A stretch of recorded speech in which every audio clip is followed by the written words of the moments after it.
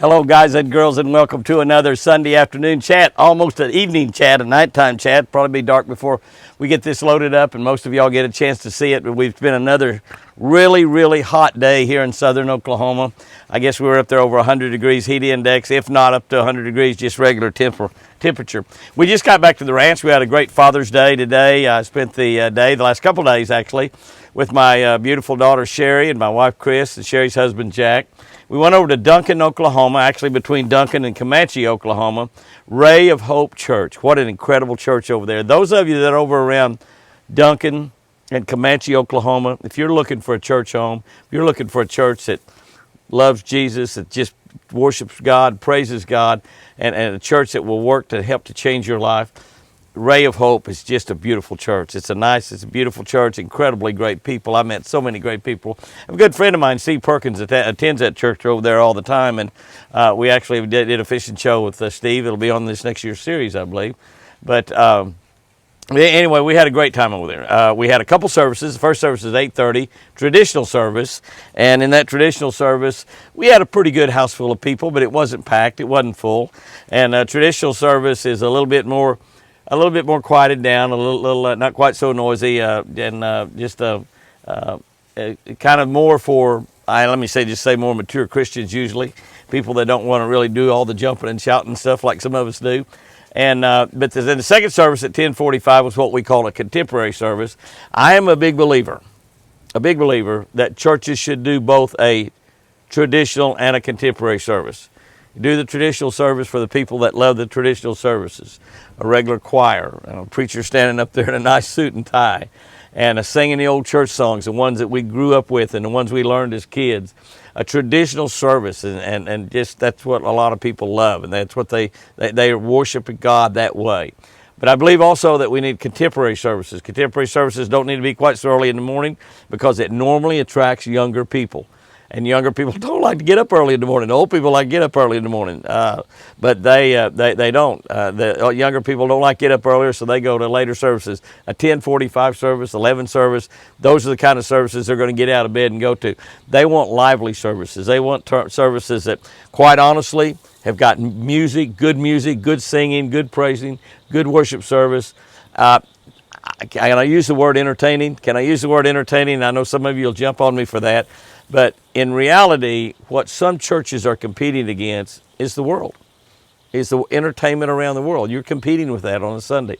If you want to get people into church and tell them about God, tell them about Jesus, tell them how Jesus can make a difference in their lives, you need those contemporary services, something that they will be entertained to come to church. They'll enjoy it. It won't be boring to them. People do not like to be bored. It won't be boring to them. I love contemporary services. I was jumping and shouting and raising my hands and just having a great time. Matt Chambers ran that Father's Day special event, and that's what it was, a Father's Day special event. And I had the honor of being able to go over there and speak during both of those services. My buddy Steve Perkins brought his boat over there. A couple other guys brought their boat and trucks. I took my new shellrotella Ranger boat over there behind my Expressway Ram, and we had them all on display. We let people look through the boats, answered questions about them, talked about them, signed a lot of books for folks. Our Catch a Better Life book, and I don't know how many cases we took, but we went through about all of them, I believe. But signed a lot of books, visited with a lot of great people. Just had a absolutely fantastic time over there. At the end of each service, we did something I've never seen a church do before. It's fantastic. Father's Day. It's a Father's Day event. You know how important fathers are. You know God is our Heavenly Father. And you know that God created fathers. He created fathers when He created Adam. He made him a father. And his fathers are so important in God's scheme of things. And one of the problems that we have in this country is too many kids without fathers. Fathers are very important. Fathers need to be prayed for. At the end of each service, they brought every father down to the front. Ask every father to come down to the front of the church. Every one of them. Look around and see all those great men of God. Men that are strong, good Christian men that's going to raise their kids, their grandkids, great-grandkids the best way they know how.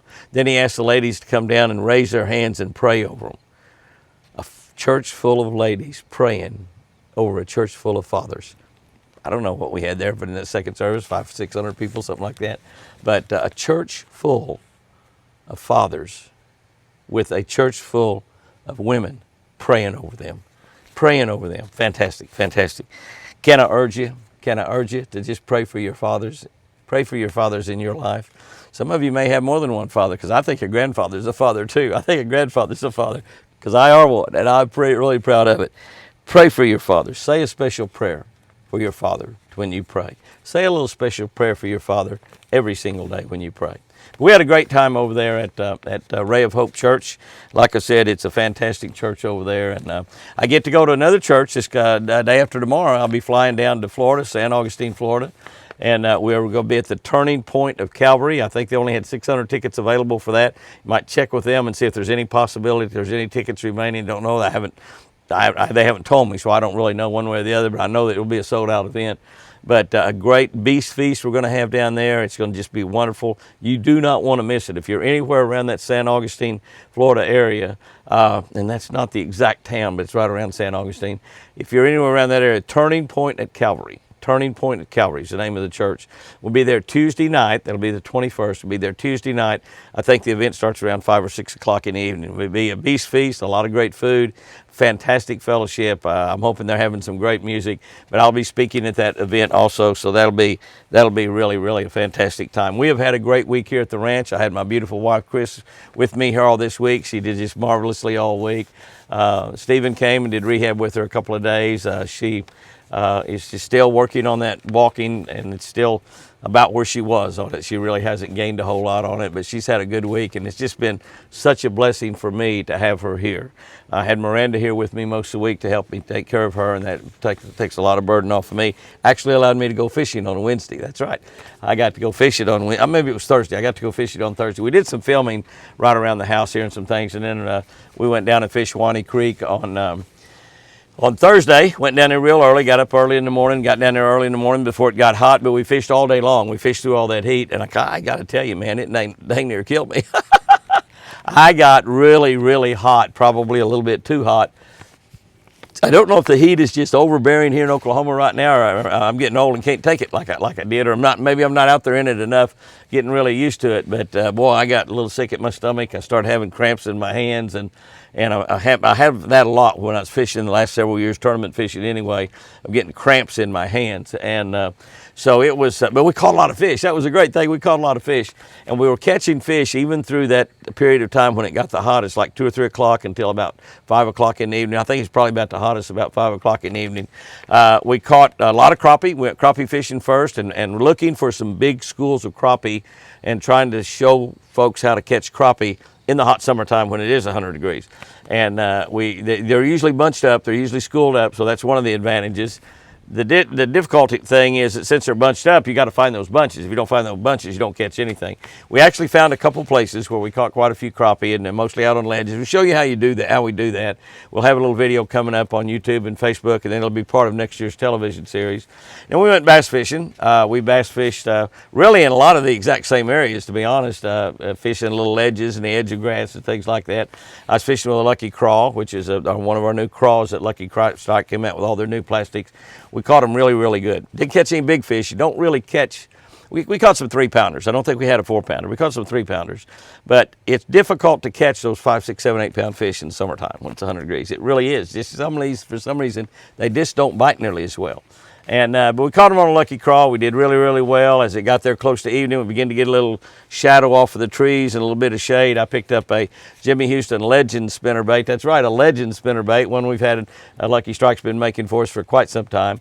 A Legend spinnerbait, but with round blades, double Colorado blades. And I think I caught 3 or 4 or 5 on that there right before dark. And when I got to feeling a little bit better, you know, so I could go ahead and fish. So, but we had a really good time at that. I'm going to get to fish a little bit this next week. I hope they're still coming. I haven't talked to them this week. Probably talk to them tomorrow. 2 of my great friends, Philip Fulmer, who was the football coach that won the last national championship in football for the University of Tennessee. He was head coach. I believe that might have been 2018 or 2019. When he won that. I know that was just before we won the national championship, I think, in I'm sorry about that. 1999, 1998 or 99, I guess it was, a long time ago. Not 2019. That's just right now, isn't it? Oh my gosh, Jimmy, it's been a long day, hasn't it? But we won, I think, in 2000, and I think he won like the year before that. Philip Fulmer and Thunder Thornton, my close friend, great friend out of Chattanooga, Tennessee, Thunder Thornton.